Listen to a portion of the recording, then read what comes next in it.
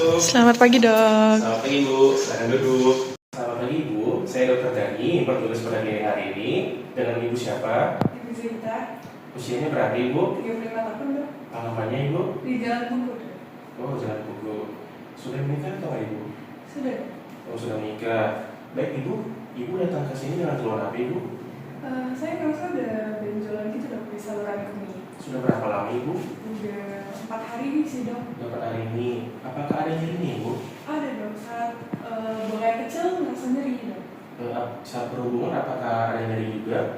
Selama 4 hari ini belum ada melakukan hubungan seksual sama. Oke, baik, Ibu. Selanjutnya, saya akan melakukan pemeriksaan ginekologis. Nah, jadi pemeriksaan ginekologis itu apa? Saya akan melakukan pemeriksaan di daerah genital Ibu untuk mengetahui apakah ada kelainan atau enggak. Jadi, nanti saya akan memeriksa di daerah perut Ibu, di daerah genital bagian dalam, menggunakan spekulum, dan juga di daerah genital luar. Apakah Ibu bersedia? Bersedia. Baik, Ibu, silakan ke bednya. Baik, sekarang saya akan memperkenalkan alat dan bahannya. Di sini ada manikin, ada duct steril, ada handscoon steril, ada alcohol swab, ada kaye gel, dan juga ada spekulum atau cucur bebek. Sebelum melakukan pemeriksaan, kita minta pasien untuk membersihkan daerah genital serta buang air kecil terlebih dahulu. Baik, sebelum itu kita melakukan cuci tangan dengan 7 step WHO.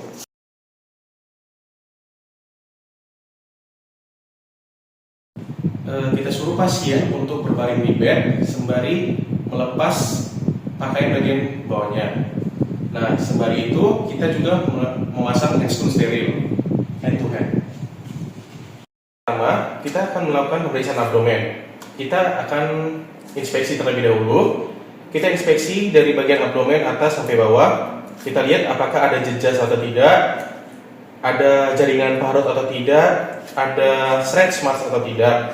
Nah, selanjutnya kita akan melakukan palpasi. Bu, kita palpasi atau kita sentuh di bagian perutnya, Bu ya. Jika ada nyeri, mohon diinfokan kepada saya. Kita akan melakukan palpasi di 9 regi abdomen.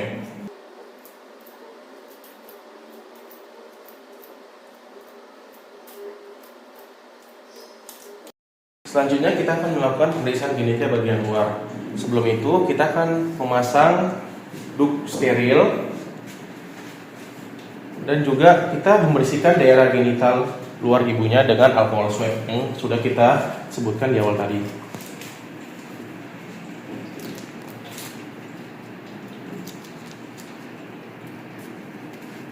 Kita bersihkan di daerah labio mayornya. Siapa tahu masih ada tersisa dari buang air kecil tadi. Selanjutnya kita menyentuh paha ibu agar si pasien tidak terkejut. Nah, selanjutnya kita perhatikan, kita lihat dulu bagian labia mayor, klitoris ataupun daerah perineumnya. Apakah ada kemerahan, benjolan atau kebiruan. Nah, selanjutnya kita gunakan 2 jari untuk melihat lebih dalam lagi. Kita pisahkan labia mayornya untuk melihat labia minor, mulut uretra atau mulut vagina. Nah, selanjutnya kita akan melakukan pemeriksaan labia minor. Nah, kita melihat apakah di bagian labia minor ada nyeri atau nanti ada keluar discharge atau cairan setelah kita palpasi. Nah, selanjutnya kita akan melakukan pemeriksaan di bagian kelenjar Skene dan kelenjar Bartolini, di mana kita menggunakan 2 jari. Kita masukkan kedua jari itu menengadah ke atas. Jika kita memeriksa Skene gland, kita menghadap arah jam 11 dan arah jam 1. Nah, untuk kelenjar Bartolini, kita menengadah ke bawah, menghadap jam 5 dan juga jam 7. Nah, kita lihat bagaimana cairannya, apakah keputihan atau berwarna. Nah, selanjutnya kita minta ibu untuk mengendam ketika kita menahan labia dalam posisi terbuka. Periksa apakah ada benjolan pada dinding anterior dan posterior vagina. Setelah itu kita akan melihat perineum, apakah di daerah perineum ada jaringan parut, lesi, inflamasi, atau retakan kulit. Selanjutnya kita akan melakukan pemeriksaan spekulum. Nah, untuk pemeriksaan spekulum ini kita menggunakan spekulum atau cocor bebek dan juga menggunakan kain gel. Kain gel untuk melubrikan atau memperlancar waktu masuk.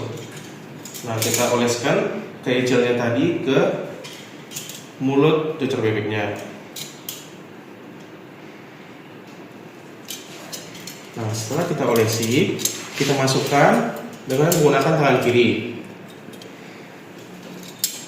Pertama kita masukkan dengan posisi ke samping.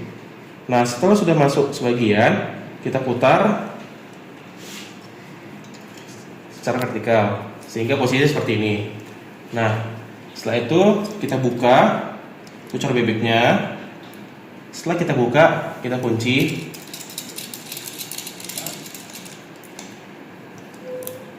Cocor bebek tersebut. Nah, selanjutnya ketika sudah terbuka, kita bisa melihat serviks dan bagian dalam dari vagina. Kita lihat bagaimana warnanya, posisinya, permukaannya, apakah ada cairan atau discharge. Setelah kita sudah melihat, kita lepaskan spekulum tersebut dengan membuka kunci tersebut dulu. Nah, setelah kita menutupnya, kita tutup sedikit, baru kita putar, nah baru kita cabut. Basahi jari telunjuk dan juga jari tengah menggunakan air yang bersih untuk memasukkan kedua jari tersebut ke dalam vaginanya. Nah, selanjutnya kita pisahkan labia major. Nah, setelah itu jari yang sudah kita basahi tadi kita masukkan. Nah, setelah itu kita memberikan tekanan ke arah bawah, tunggu sampai otot perineum menjadi relaks. Secara bertahap, masukkan kedua jari sepenuhnya sampai menyentuh serviks. Nah, setelah menyentuh serviks, kita putar telapak tangan menghadap ke arah atas dan mengikuti mukosa vagina. Nah, di situ kita merasakan panjang, ukuran, bentuk, dan perhatikan posisi serta konsistensinya. Setelah itu menggerakkan serviks dengan lembut ke arah sisi, satu ke arah lainnya di antara kedua jari. Memperhatikan apakah ibu merasakan sakit. Bu, merasakan sakit atau tidak?